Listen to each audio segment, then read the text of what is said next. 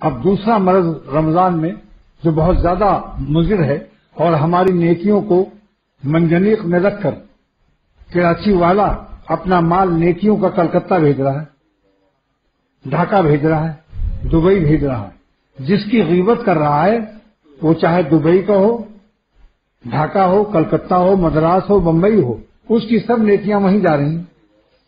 اسی لیے سرور عالم صلی اللہ تعالی وسلم نے فرمایا کہ قیامت کے دن مفلس کچھ لوگ ہوں گے۔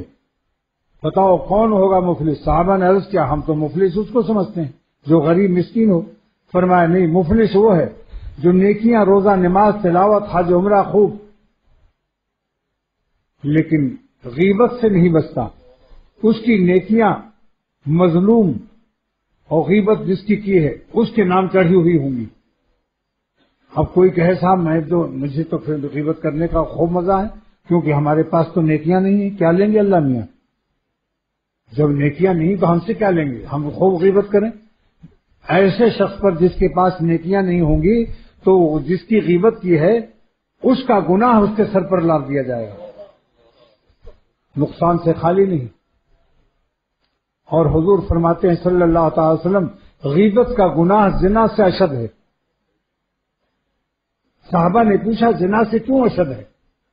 آپ صلی اللہ علیہ وسلم نے فرمایا کہ زنا کار اگر اپنی زنا سے معافی مانگ لے تو جس کے ساتھ زنا کیا اس سے معافی مانگنا فرض نہیں ہے۔ زنا کو اللہ نے اپنا حق رکھا ہے، لیکن غیبت جب تک اس سے نہ معافی مانگے جس کی غیبت کی ہے اس کی معافی نہیں ہوگی۔ حق العباد ہے، بشرطے کی غیبت جس کی اس کو اطلاع نہ ہو۔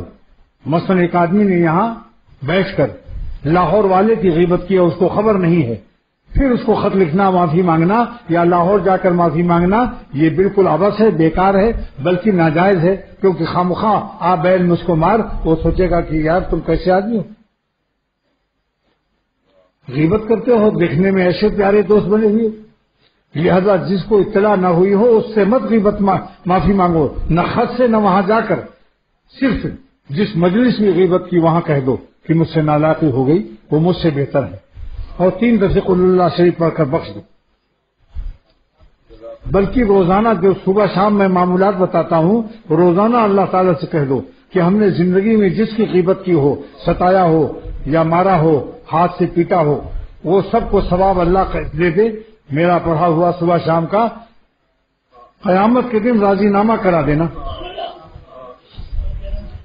یہ ثواب دکھا کر۔ ماں باپ کو بھی اس میں شامل کر لو، اللہ تعالیٰ ہے، بزرگوں کا اس میں اختلاف ہے، بعضوں کا رائے ہے کہ یہ ثواب 3 دفعے قل اللہ کو اگر 100 آدمیوں میں دیا تو 100 حصہ لگے گا، بانٹا جائے گا، تقسیم۔ مگر حاجی امداد اللہ صاحب رحمۃ اللہ علیہ کی تحقیق یہی ہے جو حقیق الامت نے نقل کیا ہے کہ حساب تقسیم نہیں ہوگا، سب کو برابر برابر ملے گا۔ اور سورہ یاسین شریف پڑھ کے بخشو تو 10 قرآن پاک کا ثواب، اور تینوں قل اللہ شریف 3 دفعے تو 1 قرآن پاک کا ثواب۔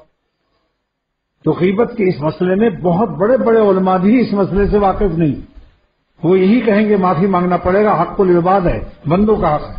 لیکن حقیق الامت کا یہ مضمون میں نے خود پڑھا ہے، الطرائف والظرائف، کہ جب تک اطلاع نہ ہو جس کی غیبت کی اس سے معافی مانگنا واجب نہیں ہے، بلکہ بعض وجہ سے جائز بھی نہیں، کیونکہ اس سے اس کا دل برا ہوتا ہے، تکلیف ہوتی کہ یار تم اچھے خاصے دوست بن کر میری غیبت کر رہے تھے، تو یہ اذیت پہنچانا ہوگا۔ اس کو جب میں نے بیان جہاں بھی کرتا ہوں بڑے بڑے علماء میرا شکریہ ادا کرتے ہیں۔